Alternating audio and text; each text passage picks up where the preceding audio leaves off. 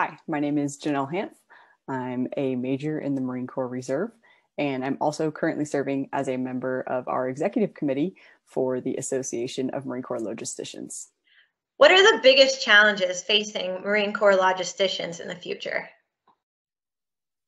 When I think about the biggest challenges facing Marine Corps logisticians, I think it's really going to come down to facing something that we didn't plan for. And so the necessity to adapt and adapt quickly to something that we didn't see coming.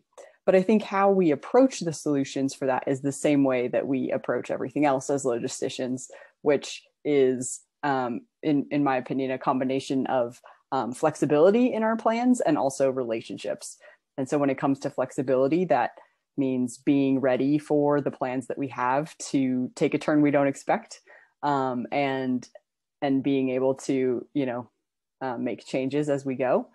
And then when it comes to relationships, so much of our job as logisticians is understanding who's who, who's where, and when you are in a bind, how do you get in touch with those people? And so that way, when you're saying, hey, this is me, I need something, how they can help you out on the other end.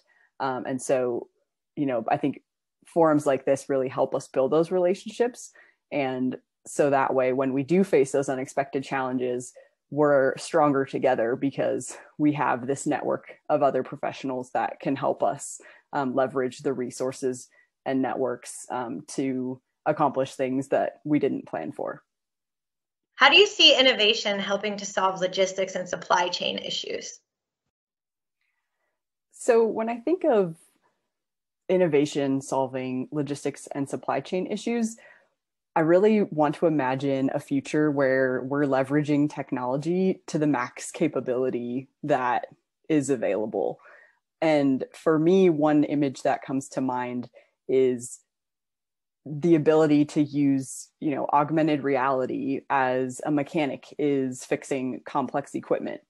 It would be really cool to not rely exclusively on paper printed pubs and hard-earned hands-on knowledge, but be able to use technology to really help someone walk through the proper steps to fix a part or double check, or using technology to make us more efficient when it comes to inventorying and a lot of those tasks that we have right now that just take so much repetitive personnel hours and time, and the ability to use technology to help buy back the valued resources of our people's time so that we can really use that time to leverage more advanced training versus just repetitive tasks. Let's #talk logistics. What's the best piece of Logi leadership advice you'd like to share?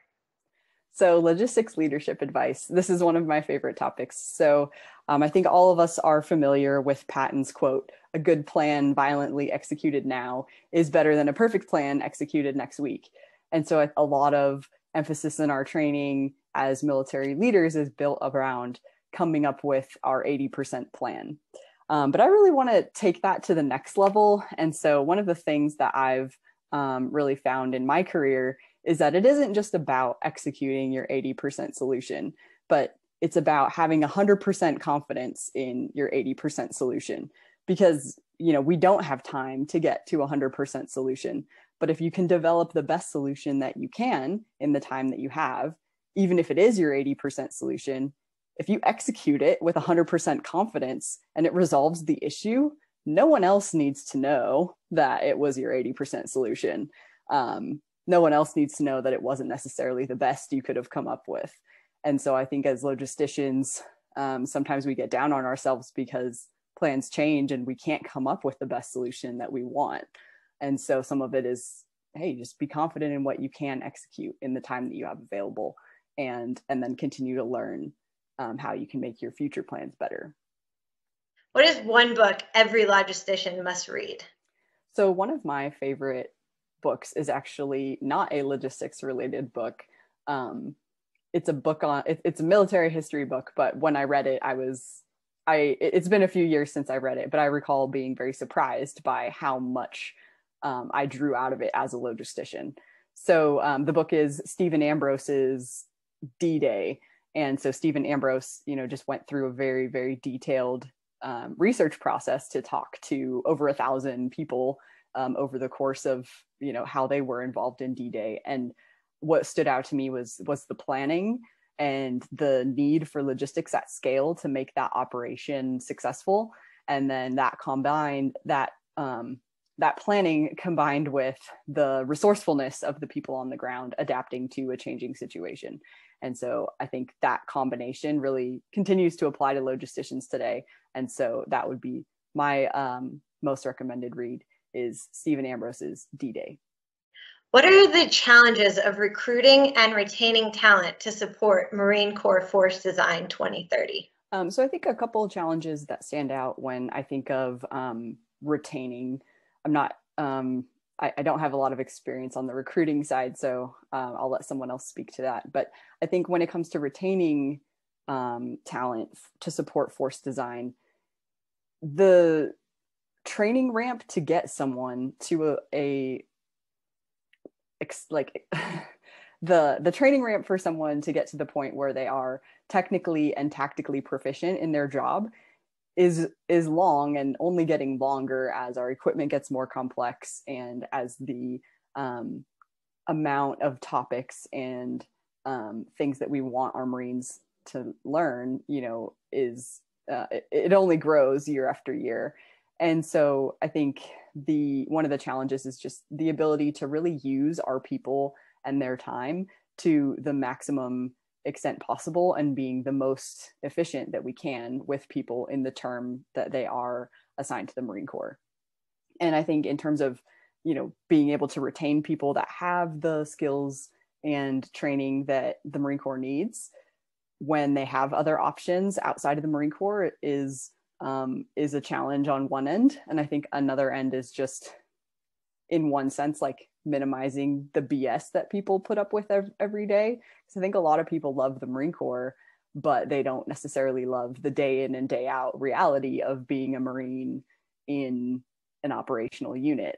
And so I think the more you can make that a better experience, regardless of what someone's rank is, and the more that you're maximizing people's time and helping them make contributions to the team and make them feel like their skills and training are being used in a way that's worthwhile and contributing to the mission, you'll keep people engaged that way. But I think if we can have these great ideas, we can train people, but if their day in, day out is still this grind where a lot of their time is wasted, or they don't necessarily see the fruits of being able to apply the skills and training that they've received, then I think we're going to continue to have a retention problem, beyond 2030. So I would like to hope that not only do our recruiters succeed in getting top quality people interested in the Marine Corps, but that the Marine Corps finds more ways to help those people stay involved and stay engaged. And, just a personal note here for me, active duty wasn't necessarily the best career fit for me. And so I think we shouldn't be afraid of having those conversations with our Marines of, hey, if active duty isn't what you want, it's okay. There's other ways that you can still be involved in the Marine Corps and be connected to the mission. And I think promoting reserve or part-time opportunities, promoting some of the programs that allow people to explore other goals or other career education opportunities in uniform are ways that we can help keep the people that have said yes to the Marine Corps. And even if they're only connected part-time, recognizing that that's still a win for the Marine Corps, because you're not losing somebody for good. And so I think those are a couple of the challenges or ideas that I have related to how we hopefully retain our top talent in for force design and beyond. Thank you so much for joining us. I hope you enjoyed this conversation as much as we did. And if so, please follow Women in Defense Logistics on LinkedIn, like, comment, and share our posts, and be sure to keep an eye out for upcoming events and speakers that we'll be having soon.